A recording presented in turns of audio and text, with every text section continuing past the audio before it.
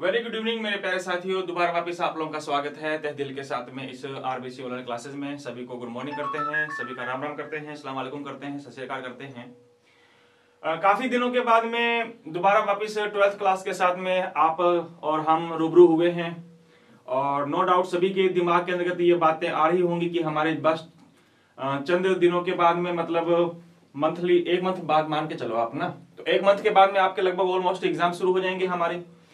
तो उस एक मंथ के अंदर अपने को ऐसा कुछ तरीके के हिसाब से अपने लोगों को ये टाइम स्पेंड करना है कि दोबारा वापस हमारा पूरा का पूरा जो सिलेबस है ना, वो एज एक तौर पे रिवाइज के तौर पे अगर आप लोग करना चाहो तो उस प्रकार से आप लोगों को करना है। तो इस फिलहाल आप लोगों के साथ में जुड़ नहीं पाए, लेकिन 12th क्लास वालों के लिए हम लोग जो इम्पोर्टेंट क्वेश्चंस जो हैं है ना, जिस प्रकार से आप लोगों को मिले होंगे, फिजिक्स के मिले होंगे, बायो वगैरह के मिले हैं, तो आज अपने केमिस्ट्री के वो क्वेश्चंस अपने सॉल्व करेंगे। और केमिस्ट्री की अपने बात करें तो वैसे आप लोगों ने 2-3 बार सिलेबस आप लोगों ने कवर भी लिया होगा है ना, और उन क्वेश्चंस में किस प्रकार के क्वेश्चंस पुटअप होते हैं, ब्लूप्रिंट के हिसाब से क्वेश्चंस पेपर आएगा या नहीं आएगा, ये तमाम बातें आप लोगों के साथ में आज शेयर करेंगे हम। तो बेटा जी, मैंने जितने क्वेश्चंस आप लोगों के बनाए हैं वो हर एक चैप्टर के अपने अलग अलग लेकर के चलेंगे। जैसे आज अपने चैप्टर नंबर 1 के जो कुछ मोस्ट क्वेश्चन जो हैं है ना, वो आप लोगों को मैं प्रोवाइड करवाऊंगा। तो क्वेश्चंस की वीडियो ज्यादा लंबी नहीं रहेगी अपनी, तो जो मोस्ट क्वेश्चंस जो है उस मोस्ट क्वेश्चंस को ही आप लोगों को मैं यहाँ पे केवल एक्सप्लेनेशन करवाऊंगा। उसका सॉल्यूशन जो है वो सॉल्यूशन आप लोगों को बेटा जी आरबीसी ऑनलाइन क्लासेस ऐप कर आप लोगों को मिल जाएगा। और जिन्होंने ये RBC online classes app download नहीं की तो वो प्ले स्टोर पर जाकर के आरबीसी ऑनलाइन क्लासेस नाम से ऐप उसको डाउनलोड कर लेना। और डाउनलोड करने के बाद में उसमें आप लोगों को अलग अलग ऑप्शंस मिल जाएंगे, 10th क्लास के, 11th क्लास के, 12th क्लास के, और 12th क्लास में भी अलग अलग ऑप्शंस मिलेंगे, फिजिक्स के लिए, बायो के लिए, मैथ के लिए और केमिस्ट्री के लिए। तो वहां पे आप लोगों को ये क्वेश्चंस के जो सॉल्यूशन है वो सॉल्यूशन आप लोगों को वहां पे मिल जाएगा। ठीक है बेटा जी, तो शुरुआत करते हैं, आगाज करते हैं, प्रारंभ करते हैं और आशा यही करते हैं कि जो मोस्ट क्वेश्चंस आप लोगों को बतलाया जाए वो आपके एनुअल एग्जाम के अंदर आप लोगों की हेल्प करें, है ना। दुआ तो यही करेंगे कि इनमें से जरूर क्वेश्चंस आए। लेकिन बेटा जी साथ में ये बात मैं आप लोगों को जरूर कहना चाहूंगा कि उसके साथ ही साथ आप लोगों ने क्या करना है, इन टॉपिक्स को तो पढ़ना ही पढ़ना है ना। अब पूरा डिपेंड इनके ऊपर मत रहना आप, है ना।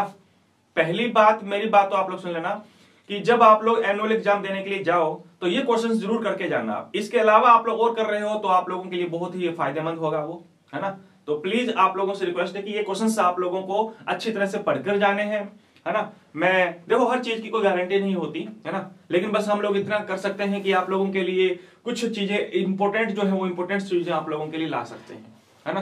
तो आज शुरुआत करते हैं। तो ये यकीनन मत लिख लेना कि सर ने जो बताया है बस वही आएगा, ऐसा कुछ नहीं है ना। लेकिन देखिएगा क्या पता आप लोगों की किस्मत अच्छी है तो इन चैप्टर्स में से ये जो क्वेश्चंस आप लोगों को बतला रहा हूं तो आने के चांसेस भी हैं, है ना। मेरे अकॉर्डिंग ये क्वेश्चन जो है वो टॉपिक आप लोगों के इंपॉर्टेंट बनते हैं। चलिए आप लोगों को शुरुआत करते हैं, आगाज करते हैं। दोबारा वापस आप लोगों का ज्यादा टाइम आप लोगों का नहीं लेंगे। तो आइएगा, पहला चैप्टर हम लोग डिस्कस करें बेटा जी। 11 चैप्टर है हमारे, है ना। काफी अच्छा आप लोगों के पास में अपॉर्चुनिटी है कि अच्छी तरह से दोबारा वापस सिलेबस कवर कर लो आप लोग, ताकि परसेंटेज आप लोगों के इंक्रीज हो, है ना। सिलेबस भी काफी कम हो रखा है और प्लस में आप लोगों का तसल्ली के साथ में तुम लोगों ने 2-3 बार सिलेबस भी कवर कर लिया होगा, no doubt. So first chapter जो है हमारा वो सॉलिड स्टेट का है। सॉलिड स्टेट, आइएगा सॉलिड स्टेट के बारे में कुछ क्वेश्चंस आप लोगों को छोटे वाले भी दे रखे हैं, इसमें बड़े वाले क्वेश्चंस भी दे रखे हैं। नो डाउट आप लोगों को पता है इस चैप्टर में से थ्योरेटिकल पोर्शन भी बनता है हमारा, कुछ डेरिवेशन पोर्शन, न्यूमेरिकल्स भी हमारे ज्यादा नहीं बनते, लगभग 2-4 न्यूमेरिकल हमारे चैप्टर में से बनते हैं। 2-4 टाइप के न्यूमेरिकल बनते हैं, इससे ज्यादा टाइप के न्यूमेरिकल नहीं बनते। लेकिन इस बात को आप लोग गांठ बांध लो कि न्यूमेरिकल हमारा चैप्टर नंबर 4 और चैप्टर नंबर 2 सॉल्यूशन और केमिकल काइनेटिक्स, इसमें से हमारा न्यूमेरिकल पक्का आएगा। एंड आई थिंक मे भी हो सकता है अगर चैप्टर नंबर 1 पर से आप लोगों से न्यूमेरिकल पूछने की कोशिश करेगा तो चैप्टर नंबर 2 में से नहीं पूछेगा वो, है ना। तो मेरे अकॉर्डिंग चैप्टर नंबर 1 के अंदर थ्योरेटिकल पोर्शन ज्यादा रहेगा और नो डाउट 1-2 क्वेश्चंस जो है वो आप लोगों के न्यूमेरिकल्स के बनते हैं तो वो भी अपने देख लेंगे। तो आइएगा, फर्स्ट क्वेश्चन आप लोगों को दिखाई दे रहा है, कांच एक अतिशीतल द्रव है ना। Glass is a super cool liquid. Why super cool liquid क्यों कहते हैं इसको? What do you think about the lattice point? Lattice point का मतलब क्या होता है? जालक बिंदु किसे कहते हैं? जो इंग्लिश मीडियम से है बेटा जी मैं उसको आप लोगों के लिए इंग्लिश में आप लोगों को बताता रहूंगा, है ना। हाँ, glass is a super cool liquid क्यों कहते हैं? And what do you think about the latest point? आप लोग जानते हो क्रिस्टलाइन सॉलिड में पाए जाने वाले यूनिट सेल्स जो होती हैं वो आपस में मिलकर के एक कंप्लीटली क्रिस्टलाइन सॉलिड का फॉर्मेशन करती हैं। वो पॉइंट हमारा जालक पॉइंट होगा हमारा crystalline. And what happened when we heated the zinc oxide, then it's become in yellow colour. जब हम जिंक ऑक्साइड को हीट करते हैं तो ये येलो कलर का हो जाता है। इसका कारण क्या है पता होगा आप लोगों को कि जिंक ऑक्साइड को अगर हम लोग हाई टेम्परेचर पे हीट करते हैं तो बेटा जी ये पहले हमारा व्हाइट कलर का था, और जब हीट करते हैं तो हीट करने पर इसमें जो ऑक्सीजन है वो ऑक्सीजन रिमूव हो जाएगी, and after the remove of the oxygen the zinc is convert into the white to yellow colour, है ना। कुछ इस प्रकार से आप लोगों ने डिस्कस किया होगा। Frenkel and the Schottky defect का मतलब क्या होता है? नहीं ये नहीं लिखा हुआ, ये क्या लिखा हुआ? फ्रैंकल एंड शॉर्टकी दोनों प्रकार के दोष दर्शाने वाला ठोस का एग्जांपल बताओ। वेरी इंपॉर्टेंट, AgBr, है ना। Silver bromide is the single compound which show also Frenkel and Frenkel Schottky defect. दोनों डिफेक्ट ये शो करता है। क्या होता है शॉर्टकी डिफेक्ट और फ्रैंकल डिफेक्ट? अच्छी तरह से पढ़ के जाना आप लोग। ये तो भी छोटे छोटे क्वेश्चन है जो अपने वन लाइनर के क्वेश्चंस आते हैं, है ना। आप लोगों को पता है कि चैप्टर नंबर 1 में से शॉर्ट क्वेश्चन आएगा, है ना। ऑब्जेक्टिव टाइप में क्वेश्चन नहीं आएगा इस पे। चैप्टर नंबर 1 पे ऑब्जेक्टिव टाइप का क्वेश्चन आप लोगों का नहीं बनेगा, शॉर्ट क्वेश्चन जरूर बनेगा हमारा, वन लाइनर जिसको अपने कहेंगे, है ना। कुछ रासायनिक पदार्थों में अनुचुंब के गुण होने का कारण क्या है ना। मतलब कुछ पदार्थ ऐसे हैं जो पैरामैग्नेटिक शो करते हैं, या there are the some compounds which show paramagnetic या व्हिच आर पैरामैग्नेटिक। व्हाई? क्यों होते हैं भाई? क्योंकि उसमें टोटल अनपेयर्ड इलेक्ट्रॉन पाए जाते हैं। टोटल तो नहीं कहेंगे, कुछ अनपेयर्ड इलेक्ट्रॉन पाए जाते हैं, चाहे वो 1 हो चाहे 2 हो। So due to the presence of the unpaired electron, अयुग्मित इलेक्ट्रॉन पाए जाने की वजह से वो क्या होता है बेटा जी? पैरामैग्नेटिक होता है ही नहीं। जैसे फॉर एग्जांपल जैसे Fe की बात कर लो आप लोग, है ना।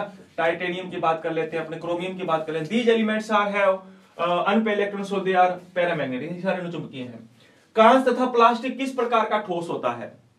कांच कैसा है आप लोगों को पता है, अमोर्फस सॉलिड। प्लास्टिक भी कैसा है? अमोर्फस सॉलिड है हमारा, है ना, अक्रिस्टलीय ठोस है। निम्न ताप पर हाइड्रोजन किस प्रकार का आर्मेनिक ठोस है बेटा, है ना। देखो निम्न ताप का मतलब हाइड्रोजन सॉलिड फॉर्म में है, तो वो कौन से फॉर्म का होगा? ये नॉन पोलर क्रिस्टलाइन सॉलिड होगा। नेक्स्ट है बेटा जी, ऐसे क्वेश्चंस काफी इंपोर्टेंट बनते हैं, जैसे आप लोगों का ये वाला क्वेश्चन बनता है हमारा, है ना। एक घनीय क्रिस्टल ठोस में P है एंड Q, दो सब्सटेंस हैं, दो एलिमेंट हैं। Q एलिमेंट जो है वो प्रत्येक कोनों पे प्रेजेंट है, और P जो है वो परमाणु के केंद्र में स्थित है। तो उस यौगिक का फॉर्मूला क्या होगा? तो आप लोग ये फॉर्मूला आप लोगों को निकालना आता होगा। P क्यों निकलेगा, इसका फॉर्मूला आप लोगों को किस प्रकार से निकालना है? In the crystalline solid P and Q, both elements are present, and with the Q elements are present every corner of the element of the unit cell, and P is present center of the unit cell. So write the formula of the crystalline solid. तो इस प्रकार से आप लोगों ने ये question put up करना है ना। Q जो है एवरी कॉर्नर पर पाया जाता है, 8 into 1/8 आ जाएगा, और ये सेंटर में जो पाया जाता है उसका पार्ट 1 होता है, तो 8 into 1/8 वो 1 आ जाएगा, तो P Q निकलेगा इसका फॉर्मूला बेटा। So now we discuss about the कुछ बड़े क्वेश्चन आएंगे हमारे, लघुत्तरात्मक क्वेश्चन जिसको हम लोग कहते हैं, है ना। शॉर्ट क्वेश्चन के साथ में आप लोगों को कुछ लॉन्ग क्वेश्चन आते हैं। वेरी लॉन्ग क्वेश्चंस में से आने की संभावना नहीं है ना। वेरी लॉन्ग क्वेश्चंस आप लोगों को मैं बता दूं कि कौन से चैप्टर से आएंगे हमारे। तो आज हमारा ये पहले चैप्टर का ही डिस्कस कर रहे हैं अपने, है ना। एक एक रोजाना अपने वीडियो लेकर के आते जाएंगे, लेकिन वादा ये करो कि जब आप लोग दूसरे चैप्टर के क्वेश्चंस आप लोग पढ़ोगे तो ये वाले चैप्टर के क्वेश्चंस आप लोगों को ढंग से क्लियर करने हैं। अगर क्लियर नहीं किए तो आप लोगों को बेटा जी, है ना, ऐसे टाइम के साथ साथ में बर्डन बढ़ता जाएगा। तो बेटर ये है कि आज आपको ये क्वेश्चन मिल गए तो आज ही बस आप लोग बैठ जाओ, आज ही इस चैप्टर को अच्छी तरह से कंप्लीट कर दो ये वाले क्वेश्चंस, है ना। लिखना चाह के तो अच्छी बात है, लिख के याद करो तो बहुत अच्छी बात है आप लोगों के लिए। So now we discuss about the what is the difference between the crystalline and amorphous solid. क्रिस्टलीय ठोस और अक्रिस्टलीय ठोस में क्या अंतर है? वेरी इंपॉर्टेंट क्वेश्चन है हमारा, है ना। ऐसे क्वेश्चंस बेटा जी बनते हैं हमारे। So I use this black pen. So difference बताना है आप लोगों को, टेबल बना करके बताना है। एक तरफ हम लोगों ने क्रिस्टलाइन सॉलिड लिखना है, एक तरफ हम लोगों को अमोर्फस सॉलिड लिखना है, और बताना है कि अमोर्फस सॉलिड क्या होता है, क्रिस्टलाइन सॉलिड क्या होता है, विद एग्जांपल। कम से कम 4-5 डिफरेंस आप लोगों को बता रहे हैं, है ना। किसकी ज्योमेट्री स्टेबल होती है, किसकी ज्योमेट्री स्टेबल नहीं होती, किसमें पार्टिकल ठीक से होते हैं, एडजस्ट होते हैं, और किसमें पार्टिकल जो होते हैं वो सिस्टमेटिक रूप से अरेंज नहीं होते हैं। कौन सा आइसोट्रोपिक होता है, कौन सा अनआइसोट्रोपिक होता है, किसमें क्लीवेज प्रॉपर्टी होती है, किसमें क्लीवेज प्रॉपर्टी नहीं होती है। ये तमाम बातें आप लोग लिखना चाहोगे तो आप लोग लिखें। किसकी डेंसिटी याद होती है, किसकी डेंसिटी कम होती है, किसका मेल्टिंग पॉइंट याद है, किसका मेल्टिंग पॉइंट कम, ये तमाम बातें आप लोगों ने डिफरेंस के साथ में लिखी होंगी। अदरवाइज आप लोगों को ऐप पे आप लोगों को इसका आंसर मिल जाएगा।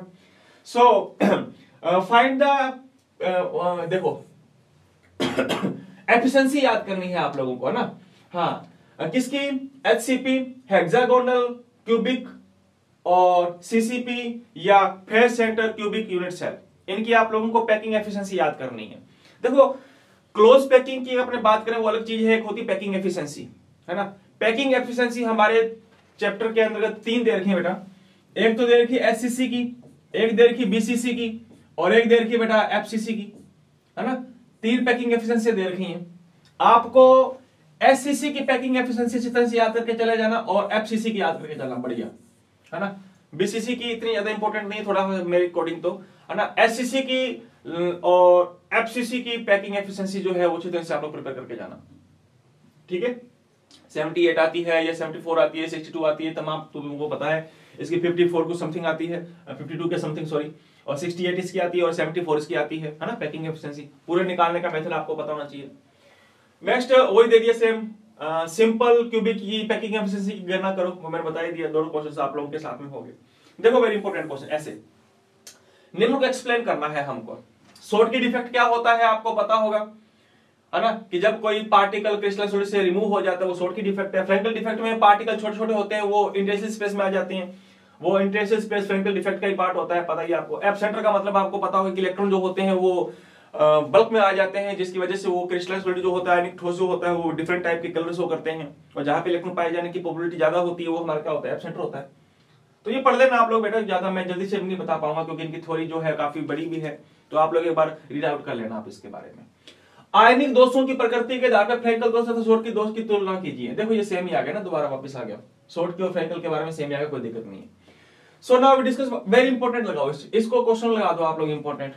छठा क्वेश्चन तो आप लोगों को मान लीजिए छप ही गया, है ना। आज एक क्वेश्चन की विविधताएं और पैरामीटर द्वारा उदाहरण से समझाओ। देखो ये क्वेश्चन जो है ये कह रहा है type of SCC, type of SCC. Type of SCC आपको पता होगा, है ना। 7 टाइप की होती है एससीसी हमारी, है ना। कौन कौन सी, सिटी और मोना,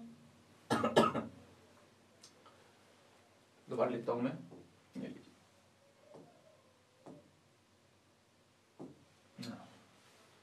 सिटी और मोना है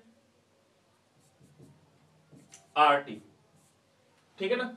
सिटी और मोना है आरटी। एक तो जिसमें एक तो simple cubic, tetragonal, ortho, rhombic, rhombic, monoclinic, hexagonal और ये ट्राइक्लिनिक, रोम्बिक तो ऊपर आ गया, ट्राइक्लिनिक। तो ये 7 हमारी क्या है, यूनिट सेल के टाइप है ना। एक नताक्ष, त्रिनताक्ष और विषम लंबाक्ष, कुछ इस प्रकार से नाम है, सरल गणीय, है ना। तो 7 टाइप हैं और इन 7 टाइपों का तुम लोगों को एज एंगल बताना है और एज लेंथ के बारे में बताना है आप लोगों को, साथ में एग्जांपल। कुछ याद आया क्या? जैसे सिंपल क्यूबिक यूनिट सेल की अगर अपने बात करें तो बेटा जी इसमें जो सारे के सारे जो एंगल होते हैं, है ना, अल्फा बीटा गामा, सारे के सारे बराबर होते हैं, जो 90 डिग्री के होते हैं, और सारी सारी जो एज लेंथ होती है ए बी एंड सी, सारी की सारी बराबर होती हैं। तो वो हमारी कौन सी होती है, सिंपल क्यूबिक यूनिट सेल होती है। कुछ याद आया?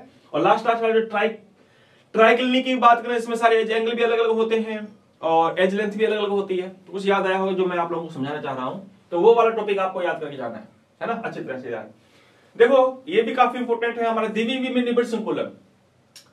देखो क्लोज पैकिंग हमारी बताई थी आप लोगों को 3 प्रकार से, अगर आपने पढ़ी होगी, है ना। एक तो थी 1 डायमेंशियल, दूसरी है 2 डायमेंशियल, 3 और थर्ड है हमारी 3 डायमेंशियल क्लोज पैकिंग।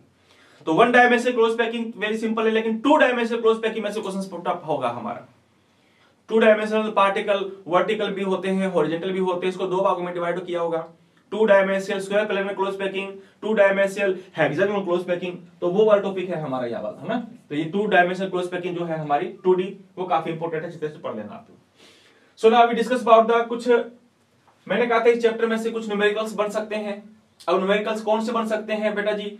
तो आपने इस चैप्टर के अंतर्गत रिलेशन पढ़ा होगा आपने ना, किसका, मोलर मास और डेंसिटी का क्या रिलेशन होता है ना।